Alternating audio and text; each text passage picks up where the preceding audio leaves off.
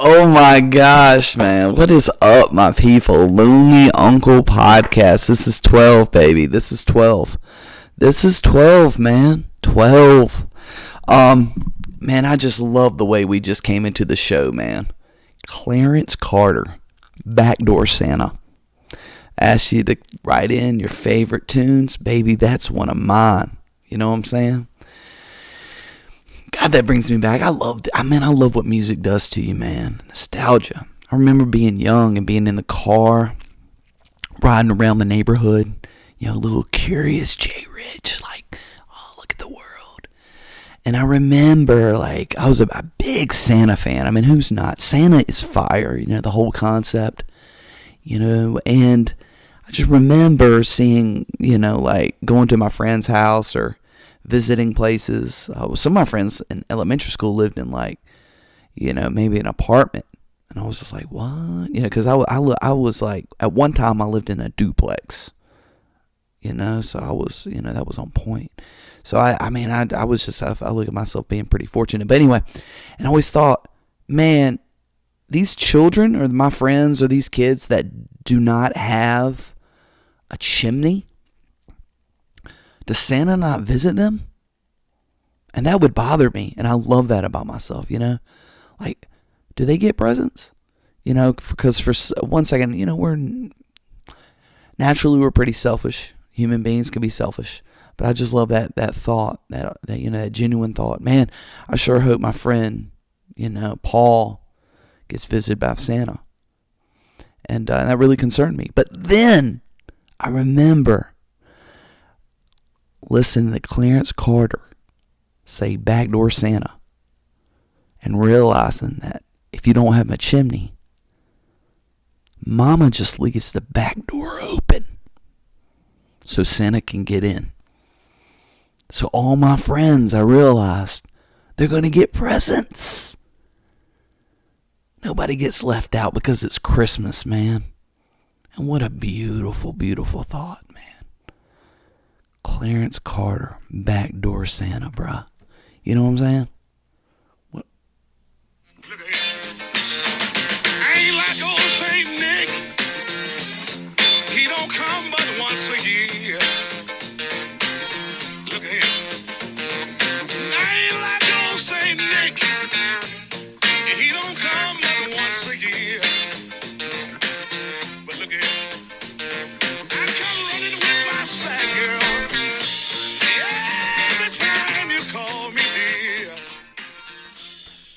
And that also brings me back, or makes me come to the realization. You obviously know that I'm all about the hip hop music, and I realized, I listened to a lot of it in the '90s, and all the way up, and you get to that point. I took this hip hop history class that was amazing by Ninth Wonder, incredible producer, local cat. He's amazing, and he said, man, there gets to that point as a hip-hop fan where you start listening to these songs and you start, listening for the sample in the hip-hop song. And what you do is when you go record shopping, you'll go try to find the sample of that hip-hop song that you really love. And a sample, if you don't know what a sample is hip-hop is basically created a lot of times, beats and little snippets of older songs. And what they do is that, they mix it in. They mix it in to, in the production. And they, so let's say a Clarence Carter song from 1970, it's going to be in a Run DMC song, the Christmas and Hollis. And that's what I opened with, actually. Because, and it's kind of funny because listening to Run DMC, put you on to Clarence Carter. And if you didn't listen to hip hop, if you didn't listen to grow up and listen to hearing those samples, and if you didn't go follow and kind of explore, what the hip hop, what these groups were listening to and what they were inspired by and where they found their samples, then I would never be brought up, put on to Backdoor Santa, which is just incredible. Clarence Carter, genius, So that's my love. That's my love of And that's why I appreciate that art form. A lot of people just like dismiss it. And if I listen to a trap song right now and I didn't know much about it, I'd dismiss it too, because that's garbage. But like, I'm just talking about the real heads. And you know who I'm talking about. And even if you don't, you do, because you listen to this podcast, you know what I'm saying? And you're up on point. Man, I remember a long time when I was early in the game, this made me think of something that I really hate. Sometimes I think about some things about, we all have our regrets or I wish I would have handled that a different way.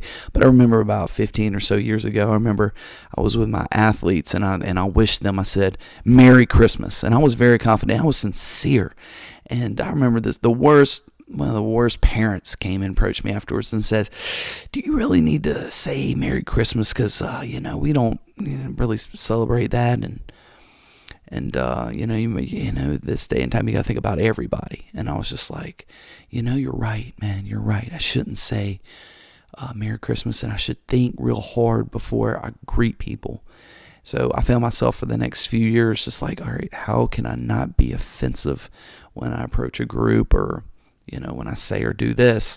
So I won't go to the usual happy holidays or something like that. But I started thinking about that and how whack that was, just because, you want to be sensitive and everything. But I mean, really, if I just want to say Merry Christmas, is that the most offensive thing I can do? According to some people, probably, because, it's on a micro scale. And, so now I'm taking a lot of pride. And I'll look at you in your eye and I'll say, Merry Christmas, or maybe Happy Hanukkah, And I just look at you with confidence. And then the other person will look back and say, well, I'm an atheist. God, what a horrible person. If you wish somebody a Merry Christmas, they're like, I'm an atheist. That's a terrible person, man. Man, I used to date people like that. Used to be friends, not really friends. I kind of hated them, but man, you just look at them and you go, okay. You just don't know, what do you say to that?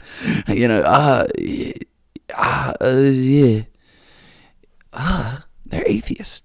So nothing. Don't say anything. You know what I'm saying? But anyway, it's that time of year again. So Merry Christmas. Man, just spread joy, because just spread joy. I love this time of the year, man. Music brings me back. Everything makes me very happy. So, it's one of those things. I'm excited about the new year. I'm really looking forward to it. I got some big things planned. I'm really looking forward to it. So hopefully you stick with it and, into the new year. And I wanted to do something new today, and I'm kind of excited. Not a lot of people DM their favorite Christmas songs. There's a few people that did. That Mariah Carey hitter got a couple. That's a great song, man. Mariah, go back, pacifier, old dirt dog, no liar, keep the fantasy hot like fire. But. So I kind of realized too, like I've been running some people I haven't seen in a while, and they're just like, man, love the podcast. And I'm kind of taken off guard by that. It's kind of crazy, man. The success, it's not even success. It's the fact that people will might listen to more than an episode or a minute is just surprising to me. So don't think I'm being like arrogant I'm just trying kind of playing it off, because it's kind of like, oh man, it's almost embarrassing in some ways. But I really love that you listen. And I really love the love, and I really gonna keep on doing it. But I got this. Basically, had a couple people call in some a little bit of advice. So I wanted to play a couple. Get a little advice here, here on the Lonely Uncle podcast. So this is one of the call-ins. I'll play the call and we'll see what's going on. Hey, what's up? This is Billy from Henderson. And I just wanted to give you a lot of props. Billy from Henderson. Thanks for calling, Billy from Henderson. Man, Henderson's a beautiful place, man. I remember one time, I don't even know how this is possible. I think I was a teenager. I got lost in Henderson. And I pulled aside to a gas station, and the tenant was very nice and generous and pointed me in the right direction. So I always look at Henderson with or definitely a regional call with high esteem. Continue. man, I've been really enjoying your podcast. I would say for the last few episodes, and I agree with you, man. You just need to keep it real and keep things in perspective, because I think that's why the people keep coming back, week after week to listen to you. But anyway, I do want to ask you a question. Man, I really appreciate that, man. And that's all I can do in this world, man. How am I going to look you in the eye if I don't keep it real? How am I going to look you in the eye if I don't keep it real? Continue. Man, recently I just I started dating a beautiful lady, and and I just kind of wanted to know. We've been going out for about 2.5 to 3 weeks, and I was just like kind of debating whether I should get a little something for Christmas, and I just got a little bit of Wow, what a good question to open up with, man. That's a really good question. You've been dating for 2.5 and 3. How'd you meet? Don't include that on the call, but I'm kind of interested in how you met, Man, I was talking to some younger friends that I had, and they were like giving me crap, man. They were saying, man, online dating's not real. It's not natural. And I'm just like, but, it's we use what the tools that we have as human beings, and this new technology, online dating, is kind of where it's at. So I don't, and then I meet couples that are like, they don't want to admit that they met online. Man, I don't even think that matters. I just think it's incredible that you found love, and don't downplay that. I would never say, oh, you met on Match or Farmers, Backsides or whatever it's called. That was a store actually in Boone. Farmers Dating Singles or whatever. Man, it's fun. It's okay as long as you found love, bro, and you're happy now. I really don't care, and it's not cheating. And who's gonna call it cheating? Like, oh, you just go online. The person who ended up marrying their high school sweetheart. You met your husband in high school, bro. Way to branch out. Way to be adventurous. You're giving somebody crap because whatever. But anyway, so you talked about you got 2.5, 3 weeks, and you're asking if you should get your girl that you've been dating a present. Okay, all right, cool. There's a little bit left of the phone call, or the call in, so let's listen to it, and then I'll address it. I kind of have a little bit of an anxiety problem here. Anxiety's a real issue. I really like this girl, but, it's kind of early in the game. Some of my friends, they tease me, and they think that, that I'm, soft because I'm asking this question. Get your friends. I just want to know your perspective, man, because I just respect, everything that you do, and, you seem to be putting a good vibe out in the world, and, it's going to pay off for sure. But, I just want to see what you think. I love the podcast. Keep it up, man. Don't ever change, man. I really appreciate it. This is Billy signing up from the Hindi. Billy from the Hindi, dog. And Billy got that authentic Henderson accent. You know what I'm saying?